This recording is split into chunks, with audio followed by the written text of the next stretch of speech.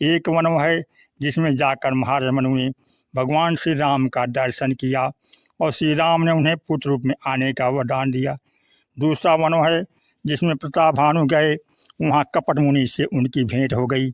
एक वन में जाकर महाराज मनु दशरथ बने तो दूसरे वन में जाकर राजा प्रताप भानु दशमुख बन गया, रावणत्व आ गया। क्योंकि एक वन में व्यक्ति दशरथ बन जाता है तो दूसरे में दशमुख बन जाता है। क्या अंतर है दोनों में?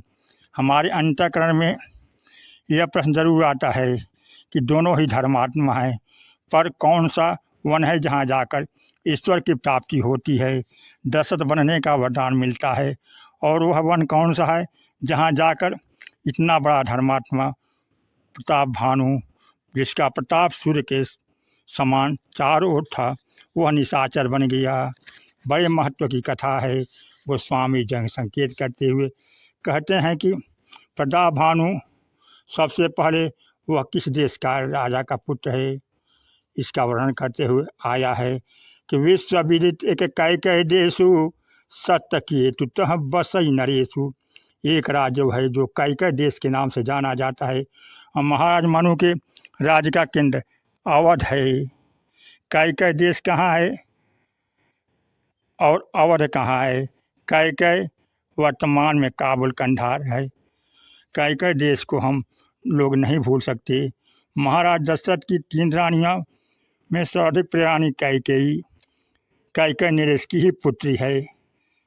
यद्यपि आप गंभीरता से विचार करके देखें तो महाराज मनु के धर्म में तथा महाराज प्रताप भानु को जो संस्कार कैकेयी देश से मिला है उसमें भिन्नता है। भगवान राम के चित्रकूट निवास की जो मूल प्रेरक बनी वे तो महारानी कैकेयी ही हैं। कैकेयी जी के जीवन में जो वृत्ति है वह कैकेयी देश की ही मनोवृत्ति है। प्रताप भानु भी उसी संस्कार से मुक्त नहीं है। कैकेयी जी के सद्गुणों पर भी जब हम दृष्टि डालते हैं तो उसमें कितना महान गुण, कितनी सुंदरता है, कितनी तेजस्विता तथा कितनी पति प्रेम है। इस प्रकार अनेक सद्गुण कैकेयी जी के चरित्र में हमें दिखाई देते हैं, लेकिन अलग प्रकार के दिखाई देते हैं। कैकेयी देश में जन्म लेने वाले राजा सत्यकेतु, उनके जो 2 पुत्र वे भी बड़े तेजस्वी हैं। कैकेयी नरेश बड़ी महत्वाकांक्षी हैं। महाराज दशरथ ने कैकेयी नरेश की कन्या कैकेयी के रूप सौंदर्य की चर्चा सुनकर उनसे विवाह का प्रस्ताव भेजा। तब कैकेयी नरेश की महत्वाकांक्षा का रूप सामने आ गया, उनकी अभिमानमय वृत्ति सामने आ गई। उन्होंने कहा कि मैं अपनी कन्या महाराज दशरथ को अर्पित करने के लिए प्रस्तुत हूँ, पर महाराज दशरथ को वचन देना होगा कि मेरी कन्या के गर्भ से जो पुत्र उत्पन्न होगा वहीं अयोध्या के राज्य का उत्तराधिकारी होगा।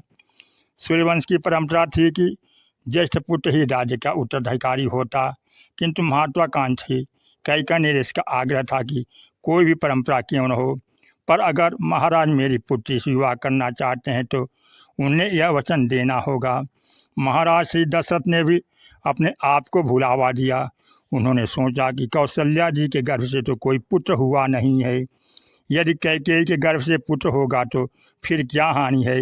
इसलिए उन्होंने वचन दे दिया और यह महत्वाकांक्षा को जो भी पिता के द्वारा कैकेयी जी के जीवन में बैठ गया, आगे चलकर वहीं सारे अनर्थों का हेतु बना। यही महत्वाकांक्षा प्रताप भानु और अरिमर्दन के जीवन में भी दुख का हेतु बनती है। प्रताप भानु बड़ा महत्वाकांक्षी है। वह यज्ञ करता है, धर्म का पालन करता है, समाज के सामने वह निष्कामता का ढोंग भी प्रस्तुत करता है।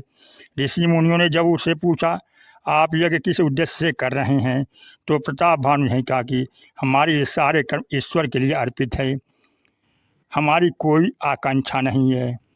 तब प्रताप भानु की चारों ओर जय ध्वनि होने लगी, जय जयकार होने लगा। इसी प्रकार महारानी कैकेयी के विषय में प्रसिद्ध था क्या अपने और पराये का भेद नहीं है, ये तो अपने पुत्र भरत से भी राम को चाहती हैं। प्रताप भानु के भी विषय में प्रसिद्धि था कि यह तो महान निष्काम कर्मयोगी तथा ईश्वर के प्रति समर्पित है। करैये धर्म कर्म मन बानी, वासुदेव अर्पित निज्ञानी। किंतु सर्व समर्पण का स्वांग रचने वाला यह प्रताप भानु अपनी महत्वाकांक्षा को छिपाए हुए पाल रहा है। गोस्वामी जी कहते हैं महाराज मनु और महाराज प्रताप भानु दोनों ही वन में गए, पर उनके लक्ष्य में जो अंतर है वह बड़े महत्व का है। वन में जाने से ईश्वर मिल जाता है क्या मात्र वन में जाने वाला सब बड़े महापुरुष हो जाते हैं, क्योंकि जो शिकारी होते हैं वे तो वन में जाया ही करते हैं, शिकार खेलते हैं। सीधा सा तात्पर्य ईश्वर को पाने के लिए वन में जाना यह मनु की आकांक्षा है, पर प्रतापभानु का आकांक्षा कुछ और है। समस्त संसार पर विजय प्राप्त करने के बाद प्रतापभानु एक दिन आखेट के लिए विंध्याचल के वन में जाता है। प्रभु ने भी विंध्याचल पर्वत पर ही जाकर निवास किया। गोस्वामी जी कहते हैं कि अपने मंत्री और सेना को लेकर प्रतापभानु विंध्याचल गंभीर बन गयऊ, मृग पुनीत बहु मारत भयु। वन में सत्संग करने नहीं शिकार खेलने के लिए गया था। उसने विचार किया कि राजाओं को तो मैं परास्त कर चुका, अब लोगों को दिखाऊं कि मुझसे बड़ा शिकार करने वाला, लक्ष्य भेद करने वाला कोई दूसरा नहीं है। ऐसा सोचता हुआ वन की ओर गया। महाराज मानु ने वन में पहुंचकर गोमती में स्नान किया। गोमती का नाम धेनुमती और धेनु की व्याख्या करते गोस्वामी जी कहते हैं सात्विक सदा धेनु सुहाई, सात्विक सदा ही धेनु है। महाराज मनु सदा रूपी गोमती में स्नान करते हैं, मुनियों के आश्रम में जाते हैं और सत्संग करते हैं, कथा श्रवण करते हैं, अंत में मंत्र लेकर भगवान के दर्शन की आकांक्षा से वे साधना करते हैं। प्रतापभानु विंध्याचल के वन में जाता है। यह विंध्याचल महत्वाकांक्षा का वन है। महत्वाकांक्षा के जंगल में ही भटकते रहता है। महत्वाकांक्षा यही है कि मैं जो चाहूँ वह लक्ष्य पूरा हो। विंध्याचल जुड़ा एक संकेत है। विंध्याचल का दूसरा संकेत यह भी है कि एक महत्वाकांक्षी विंध्याचल तथा दूसरा परिवर्तित विंध्याचल। महत्वाकांक्षी विंध्याचल ने जब यह सुना कि सूर्यदेव सुमेरु पर्वत की परिक्रमा करते हैं तो उसने कहा कि मैं क्या सुमेरु से कुछ कम हूँ, इसलिए सूर्य तुम मेरी भी परिक्रमा करो। महत्वाकांक्षी का यह होता है, ऐसा विंध्याचल चाहता है। प्रकाशवान संसार में कोई न हो, किंतु सूर्य ने कहा कि भाई प्रकृति के नियम को बदलना मेरे लिए संभव नहीं है। विंध्याचल का अगर तुम मेरी बात नहीं मानोगे तो मैं इतना ऊपर उठूँगा कि तुम्हारा प्रकाश संसार में आना बंद हो जाएगा। वह सूर्य को चुनौती देता है कि अगर तुम मुझे आभा मंडित नहीं करोगे तो मैं संसार को अंधकारमय बना दूंगा। इस प्रकार विंध्याचल महत्वाकांक्षा का रूप है। उस विंध्याचल में प्रतापभानु शिकार के लिए जाता है। जब वह शिकार खेलकर लौट रहा था तो उसे एक सूकर दिखाई पड़ा।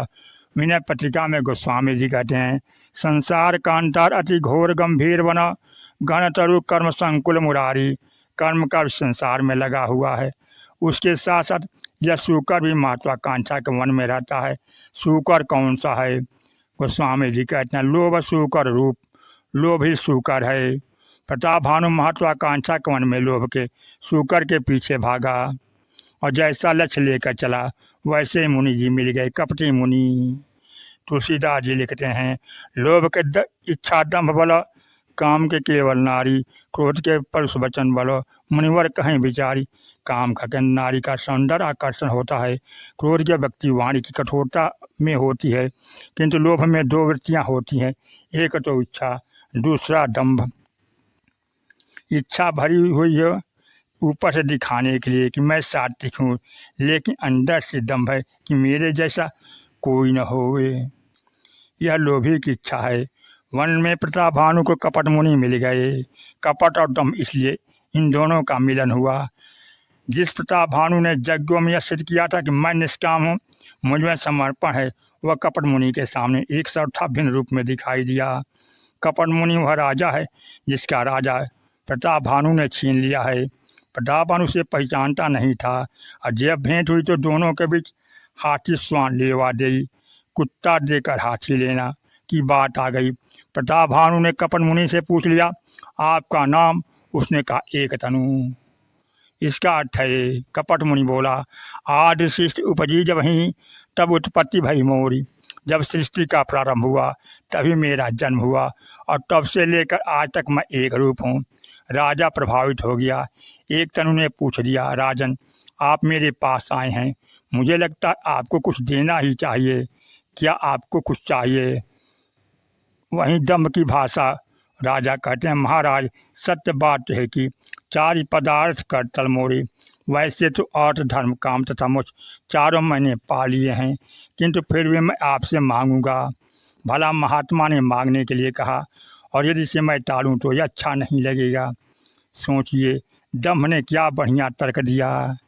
ठीक वैसी बात हुई जैसे कोई कहे कि भूख तो बिल्कुल नहीं, पर आप कह रहे हैं तो मैं खा लूँगा, क्योंकि आपका आग्रह अस्वीकार करने में आपका असम्मान होगा।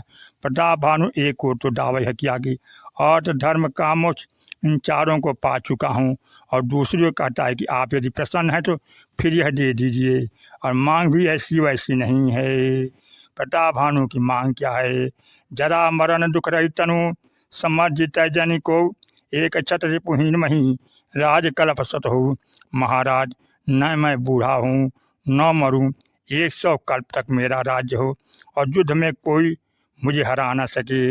यह इच्छा और दंभ का बल। हम नगर में हैं या वन में हैं, अपितु मुख्य बात है कि हमारी वृत्ति क्या है। हम जो भी कार्य कर रहे हैं, चाहे सेवा का हो या धर्म का, किंतु उसके पीछे हमारा उद्देश्य क्या है। और इस प्रसंग में यह संकेत कर दिया गया कि महत्वाकांक्षक वन में लोभ के पीछे भागेंगे तो कपट मुनि के द्वारा अवश्य ठगे जाएंगे। समाचार पत्रों में हमेशा निकलता रहता है कि दूना नोट बनाने का लोभ दिखाकर लोग पैसे हड़प लेते हैं, और विचित्रता यही मनुष्य के स्वभाव की है। इतना सब होने पर भी लोभी व्यक्ति यही मानता है कि वे अन्य सब ठग रहे होंगे, पर जिनसे मैं मिला हूँ ये तो सचमुच चमत्कारी व्यक्ति हैं। व्यक्ति बार बार के अनुभव से भी नहीं सीख पाता।